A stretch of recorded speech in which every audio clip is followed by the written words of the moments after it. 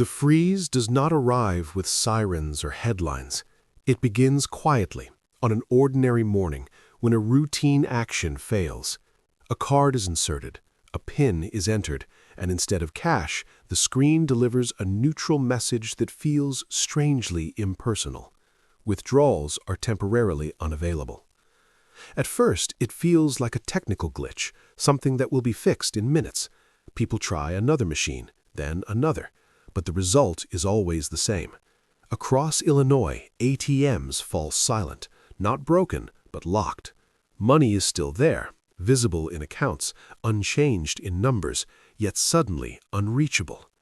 What disappears first is not cash, but certainty. By midday, patterns begin to form. Bank branches remain open, but tellers offer rehearsed explanations without detail.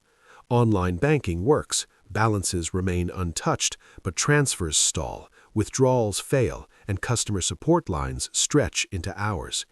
There is no official announcement, no emergency broadcast, no clear reason, just a pause that feels too deliberate to be accidental. For many, this is the first time they confront a truth long ignored. Money, in its modern form, exists only with permission. Grocery stores feel the change before anyone else. Digital payments still function, but hesitation spreads. People buy more than usual, not out of panic yet, but out of instinct. Shelves thin unevenly. Essentials disappear first.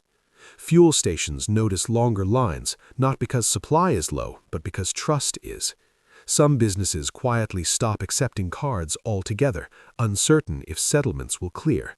Others raise prices, not from greed, but fear of what tomorrow might bring. Every transaction carries a question that no receipt can answer.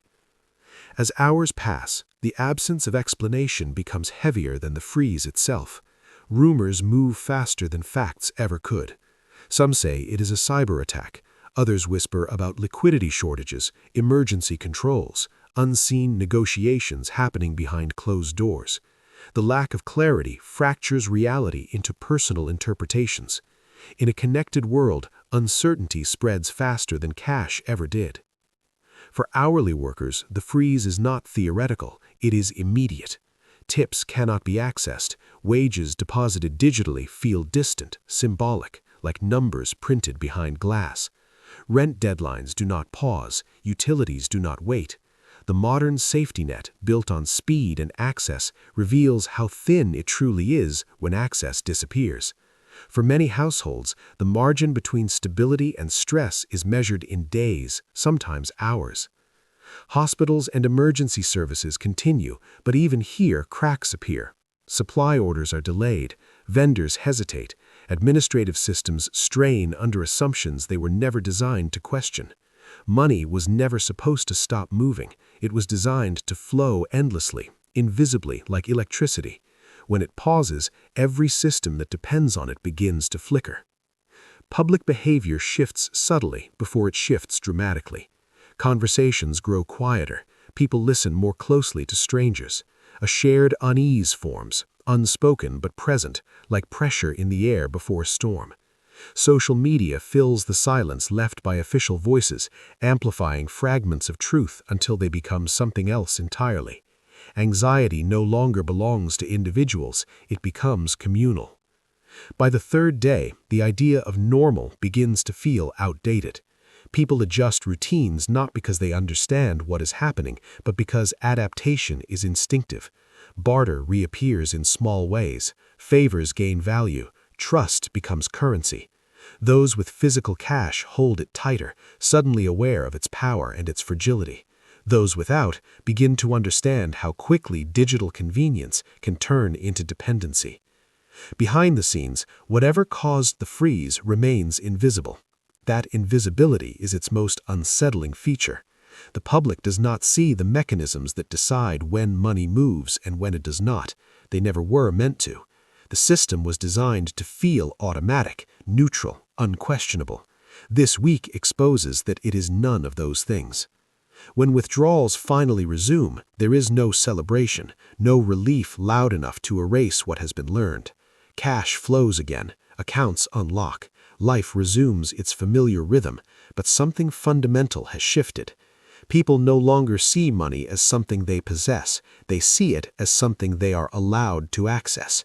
The difference is small in language, but enormous in meaning. This hypothetical week leaves no visible ruins, no official crisis label, yet it alters perception permanently. Trust, once broken even briefly, does not fully repair.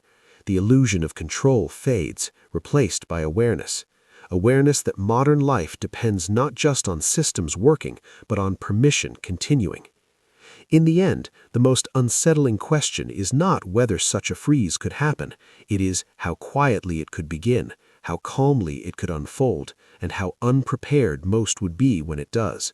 Not because people are careless, but because the system taught them not to question it. And once that lesson is unlearned, it cannot be forgotten. And yet, even after access is restored, the week does not truly end. Its effects linger quietly in behavior, rather than headlines. People begin withdrawing more cash than they need, not because they plan to use it, but because they are no longer certain they will be allowed to later. Small personal reserves form in drawers, envelopes, forgotten boxes, not as preparation for disaster, but as insurance against uncertainty. The system resumes, but confidence does not fully return. Banks issue carefully worded explanations in the days that follow, technical adjustments, preventive measures, temporary safeguards. The language is precise, emotionless, designed to reassure without revealing. What matters most to the public, however, is not what is said, but what is not. There is no clear acknowledgement of vulnerability, no admission that access itself can be paused. The silence around that fact speaks louder than any statement ever could. Economists debate the event in controlled settings, framing it as an anomaly, a rare interruption in an otherwise stable structure. But for those who lived through the week, it does not feel theoretical. It feels personal. It feels like standing on solid ground that suddenly softened beneath their feet, just enough to be noticed, not enough to collapse. A warning disguised as inconvenience. Some people respond by simplifying their lives. Fewer subscriptions, fewer automatic payments, a renewed awareness of where money moves without conscious approval. Others move in the opposite direction, doubling down on digital convenience, trusting that safeguards will be stronger next time. Both responses are shaped by the same realization: control is not absolute. It is conditional. Small businesses remember the freeze in sharper detail. For them, cash flow is not abstract, it is survival. Orders delayed during that week do not simply resume.